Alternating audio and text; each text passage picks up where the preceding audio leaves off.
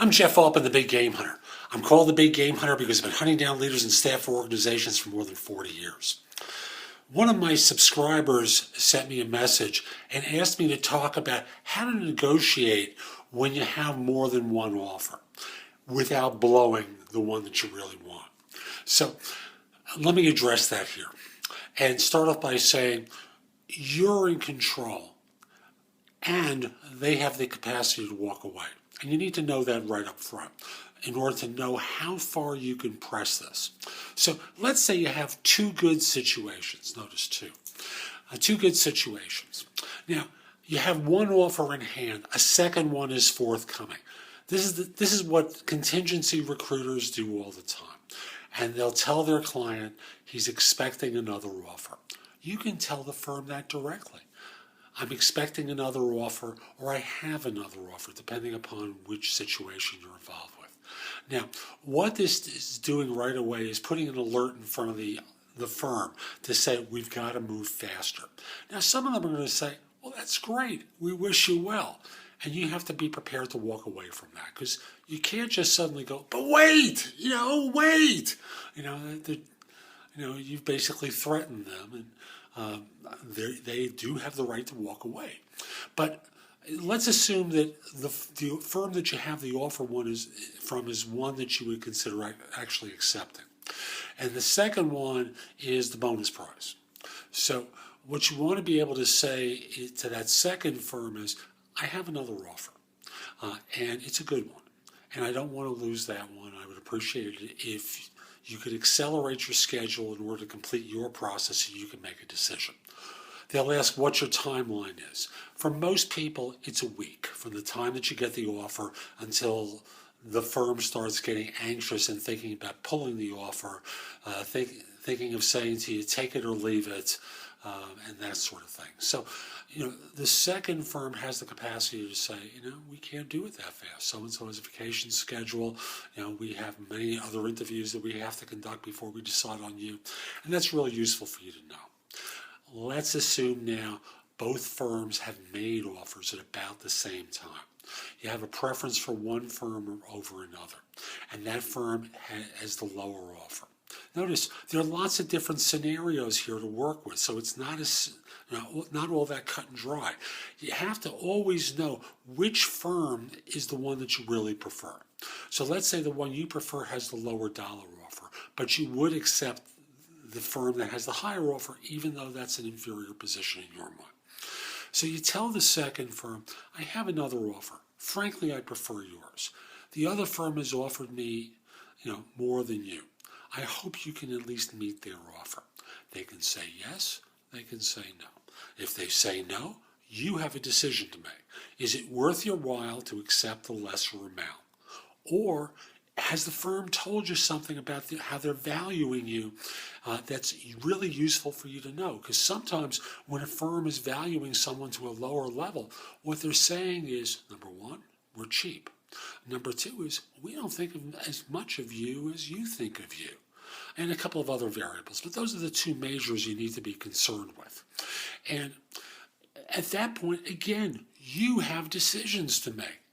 And no amount of finessing, no amount of savvy or sophistication is going to hypnotize, notice that one, the hypnosis thing, hypnotize a firm into doing something they're not prepared to do. You always have to conduct yourself from the place of knowing what you want and being prepared to walk away if you don't get it.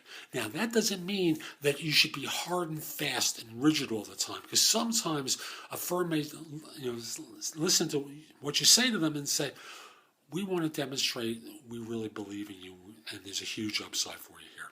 We can't quite meet that other number. We want to show you that you matter to us. We'll improve it by X amount. I know it's not as much as the other one, but I hope you can see your way clear to join us.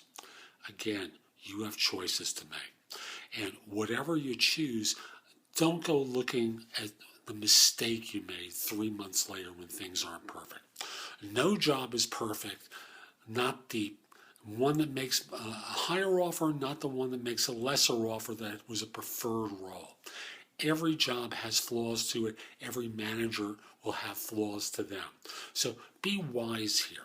Get clear about what you want. Make it clear to the organization that you're prepared to say yes if they hit this number, and you should be able to get some progress. Now, again, there's another video I have called The Easiest Way to Negotiate. I think it's called The Easiest Way to Negotiate a Higher Salary Offer for Yourself. And that premise, and you can listen to it or watch it in detail on YouTube or at jeffaltman.com. But the idea there is to ask them if they can do a touch better. I really like your offer, but I was hoping for a little bit more. I hope you could you do a touch better on the offer? I'm prepared to say yes. That's always the easiest way to negotiate a higher salary. So this is Jeff Altman, the Big Game Hunter. I hope you found this video helpful. If you did and you're watching on YouTube, click the like button down below. Let people know that you like the video and maybe leave a comment encouraging other people to watch. If you're watching on my website or if you want to go over to my website, the address is jeffaltman.com. That's jeffaltman.com. Both at YouTube and at my site, you can watch all my other videos. But at my site, you can also sign up for a complimentary subscription to No BS Job Search Advice e-zine, which I publish on Tuesdays with advice for job hunters that's good anywhere in the world. It's a $399 value that I make available for free. At my site, you can also read previous articles I've written for the e-zine, watch the other videos, listen to podcasts of my radio show, No BS Job Search Advice Radio, which I broadcast Mondays at 9 a.m. on Blog Talk Radio. The podcasts appear on my site later that day. In addition, you can post your resume to more than 50 other sites from mine. You can find out about my VIP search agent program, search positions I'm recruiting for. Use the easy to work with career builder links on the home page in the right-hand column. You have access to Indeed on the links page and Job Search Universe on the bottom of the home page, both of which search thousands of other sites for job leads so you don't have to go looking for all these places. There's information about my books and guides to job hunting as well as other people's books. So come over to my website and go exploring. Two more things, if I may. First of all, if you haven't already done so, send me a connection request on LinkedIn. The address is linkedin.com/in/the Big Game Hunter. I accept connection requests from people anywhere in the world, except if you're in a country known for scams or spam, except if you're a third-party recruiter. Finally, are you in a role with your current firm where you're involved with hiring staff, or do you know of someone who's hiring? Send me an email at the address below. Let me know who to contact and whether or not I can mention your name. I'd love to help your firm with staffing at this point. So this is Jeff Altman. Hope you have a great day. Take care.